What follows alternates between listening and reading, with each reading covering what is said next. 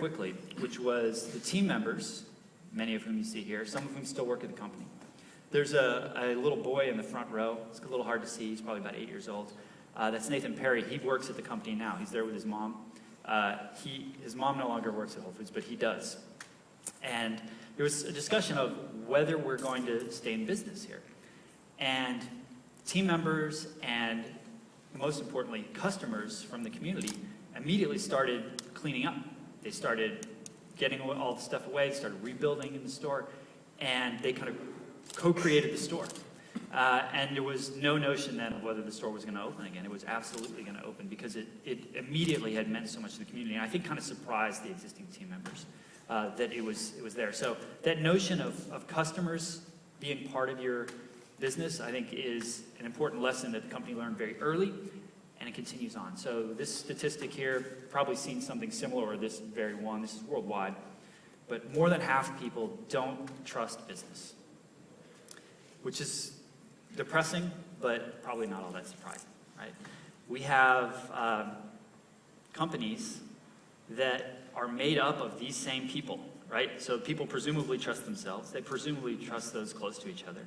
And yet they don't trust the businesses that are composed of those same people, right? So I've got a couple of reasons, or a couple of points that I want to make associated with that. The first is that companies all have core values. They all have traditional statements, and I'll show you a few examples here about what they stand for, right? That's fairly typical.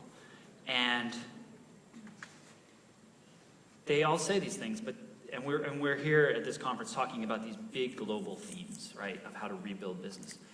But the point I want to make is that to really live out your core values, to live out your purpose, to live out your why, to live out your mission, it's not these grand statements. It's the little things that you do all the time, right? It's the things that the thousands of decisions that we as employees make all the time.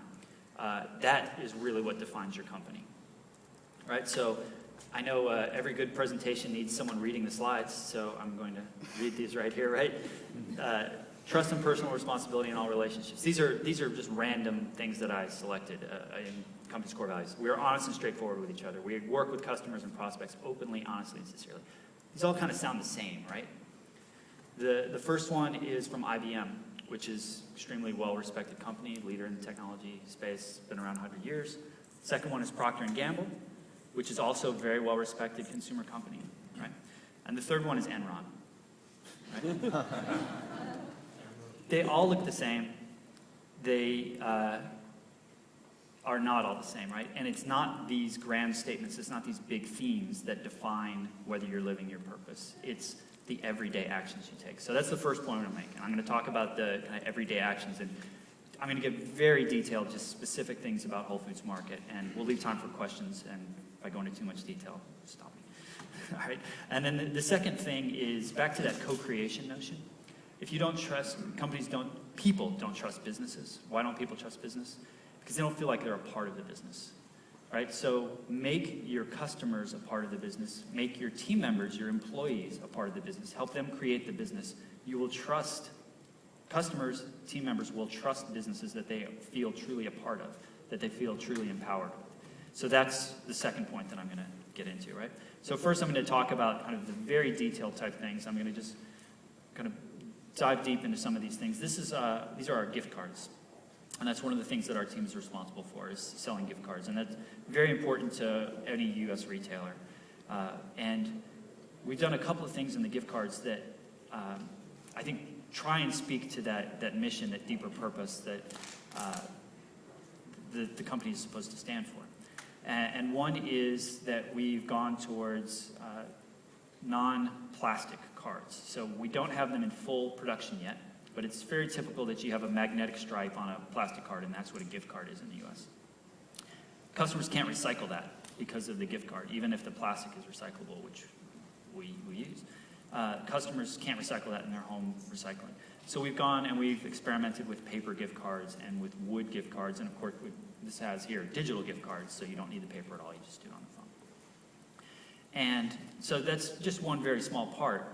The second part is that we actually take the gift cards back in our stores from our customers. But when we found out that so many customers have, you get 3 or 4 of these things and they each have $1 or $2 on it, they started returning them to the stores when they're done, when they use it up. We also started taking other stores' gift cards, just cards completely unrelated to our own cards, to recycle them for our customers because they had no place to recycle them, and so this was a good way to get that plastic out of the landfills. So we've had, between our own cards and competitors' cards or other cards, about 250,000 gift cards recycled so far. And the team members are very excited about this because it helps our customers, but it gets this plastic out of the system, which is what they want. Now we'll hopefully get to a better system of cards, like I mentioned, paper cards that are recyclable. But until we do that, we've got this interim step in